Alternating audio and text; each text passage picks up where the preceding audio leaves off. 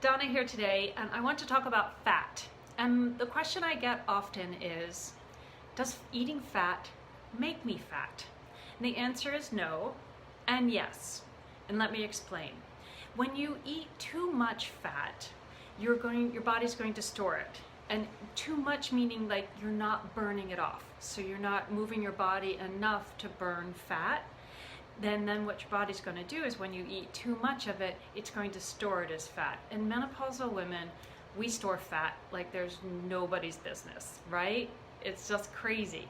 So here's my advice. 30 grams of fat per day.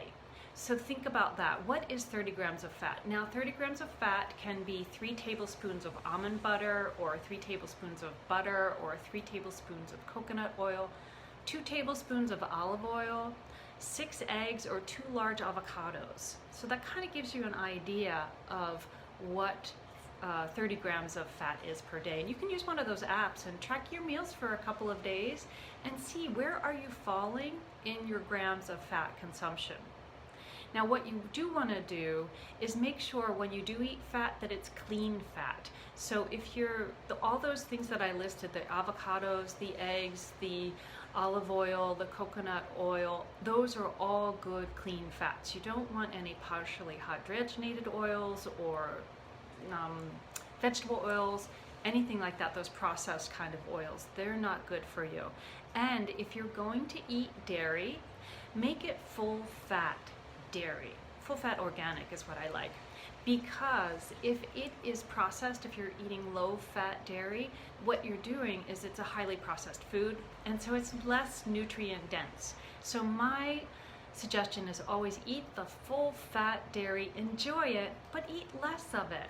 And that way you can have your nutrients and the yumminess of it, and also get the proper fat levels that you really need.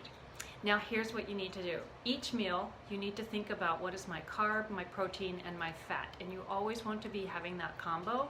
So for example, if you're eating an apple, have a little almond butter with it. Or if you're having some cheese, have some carrots with it. You know, think of comboing it like that, because you want the combination of the carb, fat, and protein so that you're digesting it well, you're not raising your blood sugar levels, and you're also not eating too much fat so that you're not storing fat.